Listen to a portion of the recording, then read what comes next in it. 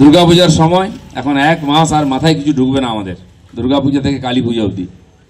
তারপরে জগদ্ধাত্রী, কার্তিক পুজো চলবে, কিন্তু এই 1 মাস আর এবারে মোটামুটি সেপ্টেম্বর থেকে শুরু হলো, 28 তারিখ থেকে অক্টোবর অবধি, শেষ অবধি 1 মাস চলবে। অনেকে বেড়াতে যাবেন, অনেকে গান বাজনা ইত্যাদির মাধ্যমে সময়টা কাটাবেন আনন্দের সঙ্গে। যথেষ্ট বৃষ্টি হয়েছে, চাষও ভালো হয়েছে, সারা দেশে খুব অনুকূল পরিবেশ। কিন্তু পশ্চিমবাংলায় যেভাবে ঝড় বৃষ্টি হচ্ছে, কালকে আমাদের কলকাতার দিকে খুব ঝড় বৃষ্টি হয়েছে, গাছ পড়ে গেছে সন্ধ্যাবেলা। তার কদিন আগে কলকাতায় যে বৃষ্টি হয়েছে ঐতিহাসিক, জল জমে গেছে, সরকার চুপচাপ, মুখ্যমন্ত্রী থেকে তার মন্ত্রীরা অন্যের ঘাড়ে দোষ চাপাচ্ছেন, ঝাড়খণ্ড, বিহার, গঙ্গা, অন্য দোষ চাপাচ্ছেন, যেন বৃষ্টিটা ওরা করে দিয়েছে, ওনারা কিছু করবেন না, আর 15 বছর এভাবে চালিয়ে গেলেন। তো মানুষ দুর্দশায় আছে। বৃষ্টির দিনে বৃষ্টি হবে, ঝড় হবে, কালবৈশাখী হবে, এ তো আমরা ছোটবেলা থেকে দেখে আসি। কিন্তু মানুষ ভরসা করতো কিছু না কিছু সহযোগিতা পাবো, কেউ না কেউ থাকবে। এখন ভগবান ভরসায় আছে যে বাবা যেন না হয় বৃষ্টি। তাহলে যাদের ভোট দিয়ে জিতিয়েছি তারা ঘুরেও দেখবে না, তারা কখন ওই সহায়তা আসবে, কেন্দ্র সরকারের টাকা পাঠাবে ক্ষতিপূরণ, সেইটার দিকে তাকিয়ে থাকবে। আমরা খেতে পেলাম কিনা, জল পেলাম কিনা, বাড়িতে বিদ্যুৎ আছে কিনা দেখবে না। তো সেই জন্য পুজোর সময় বৃষ্টি হবে শোনা যাচ্ছে, ভয়ে ভয়ে আছি আমরা, পুজোটা না মাটি হয়, বেরোতে পারবো কিনা। যেন অনেকে আগে আগে পুজো দেখবেন ভাবলেন, তাতেও বৃষ্টি, এটা চিন্তার মধ্যে আসি আমরা। কিন্তু মনে হয় মায়ের ইচ্ছায় যেমন ভালোভাবে যাচ্ছে, পুজোটাও ভালো কাটবে। সব জিনিসের মধ্যে সুখ দুঃখ আছে, তাই নিয়ে কাটাবো। জ্যোতিষীরা বলেছিলেন 2025 সালের শুরুতেই যে বছরটা খুব খারাপ যাবে, যুদ্ধ বিগ্রহ, দুর্ঘটনা, ঝড় বৃষ্টি, বন্যা, ভূমিকম্প হবে। আপনি দেখছেন সারা দুনিয়াতে এই সমস্ত ঘটনা হচ্ছে। আমাদের দেশে হিমালয় জুড়ে মেঘ ভাঙা বৃষ্টি হচ্ছে, গ্রাম ভেসে যাচ্ছে, শহর ভেসে যাচ্ছে, বাঁধ ভেঙে যাচ্ছে, সমস্ত রকম জায়গায় জায়গায় এমন বৃষ্টি হচ্ছে যেখানে বৃষ্টি হয় না সেখানে বৃষ্টি হচ্ছে। নদী নালা উপচে পড়ছে, ঘরদোর ভেসে যাচ্ছে। আরও 3টা মাস আছে, অক্টোবর, নভেম্বর, ডিসেম্বর, জানি না কিভাবে কাটবে। সাবধান থাকুন, প্রকৃতির বিরূপ হলে কিছু করার নাই। আমরা যুগ যুগ ধরে প্রকৃতিকে পুজো করে এসেছি, কিন্তু এখন প্রকৃতিকে দহন শোষণ চলছে সারা দুনিয়া জুড়ে, তার পরিণাম হচ্ছে আর এই ধরনের দুর্যোগ হচ্ছে। কিন্তু দুর্যোগের সময় যদি মানুষ মানুষের কাছে না থাকে, সরকার মানুষের কাছে না থাকে, তাহলে কিন্তু দুর্যোগের দুর্ভোগটা বেড়ে যায়। 1 মাস আগে ঘাটালে বন্যা হয়েছিল, আমরা দেখি সে 1 সপ্তাহ ধরে জল নামেনি। আবার যদি এরকম হয়ে যায়, ঝাড়খণ্ডে বেশি বৃষ্টি হয়, ডিবিসির জল আসে, তাহলে নৌকো করে গিয়ে পুজো দেখতে হবে ঘাটালের লোককে। কলকাতায় যদি এই অবস্থা, তাহলে ঘাটাল কি হবে? এই দুরবস্থা চলছে, তার মধ্যে আমরা পুজোতে এসেছি। টিএমসির লোকেরা দেখলাম বড় বড় পুজো করছেন, এখানে পুজো হচ্ছে। আমাকে একজন বলে, কার পুজো গো? বলে প্রমোটার আর টিএমসির পুজো। প্রমোটার আর টিএমসি বলে আলাদা কিছু নেই, প্রমোটার টিএমসি, টিএমসি প্রমোটার। ভালো জগন্নাথ মন্দির হচ্ছে, আপনারা যারা যেতে পারেন না দেখে নেবেন। কিন্তু চিন্তার মধ্যে আছেন ওনারা, কারণ আগে সিবিআইয়ের ভয় ছিল, ইডির ভয় ছিল, এখন SIR এর ভয়। সেটা আবার কি হয়েছে না, নতুন করে ভোটার লিস্ট সংশোধন করবে, বিশেষভাবে ভোটার লিস্ট সংশোধনী হবে, রিভিশন। বিহারে হয়ে গেছে, 54 লক্ষ সিধা সিধা ভোটার বাদ গেছে, সব নিয়ে প্রায় 65 লক্ষ ভোটার বাদ গেছে।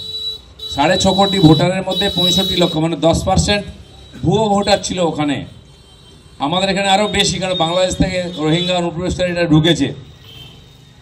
এখানে 7.5 কোটি যদি ভোটার হয়, তো এবারেই তো 10% মানে 75 লক্ষ তো হয়েই গেল। আরও 30-40 লক্ষ এক্সট্রা এখানে ওখানে ঝুপড়ি করে বসে আছে। টিএমসি লোকেরা নাম তুলে দিয়েছে রোহিঙ্গাদের। তাই 1.25 কোটি ভোটার যারা টিএমসি ভোট পায়, যদি যেটা বাদ যায় তাহলে তো দোকান বন্ধ।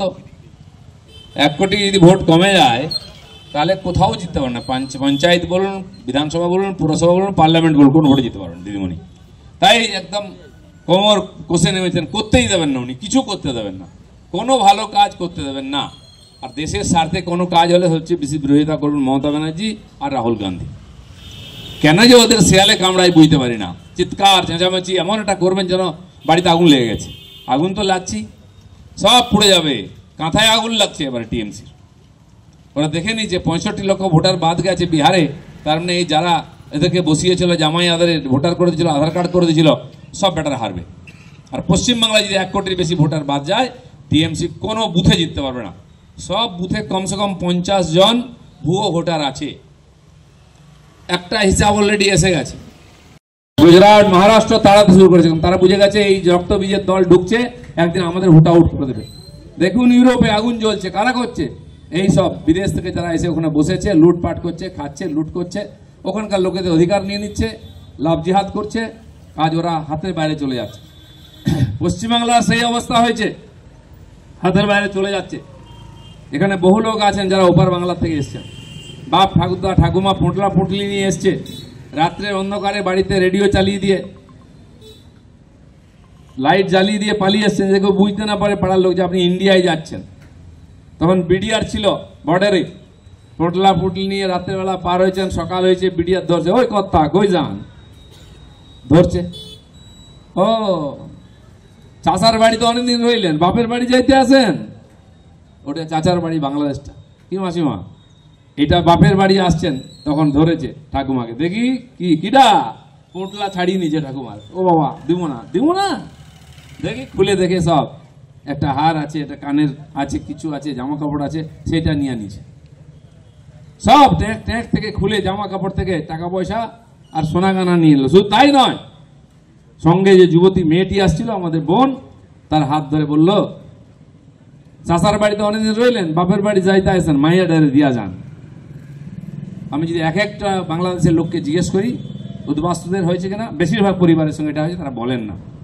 মনে করুন খালি এটাকে, আমি কেন বলতে এসেছি, এইটা হতে যাচ্ছে 10 বছরের পরে।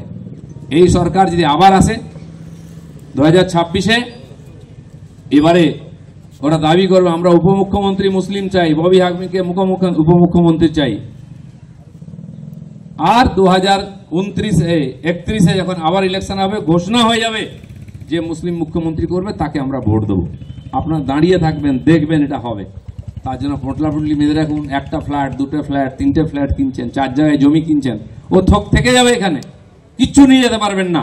আবার ঠাকুমা ঠাকুরদার মতো পোটলা কোলে নিয়ে ঝাড়খণ্ড, বিহার, উত্তরপ্রদেশে যেতে হবে। সেটাই বলতে এসেছি। এখানে এসআইআর হচ্ছে, আগামী দিনে আপনার ভবিষ্যৎ কি হবে, আপনি বাংলায় থাকবেন কিনা, কারণ কে সরকার হবে, কারা আসবে, তারাই ঠিক করবে আপনার থাকা না থাকা।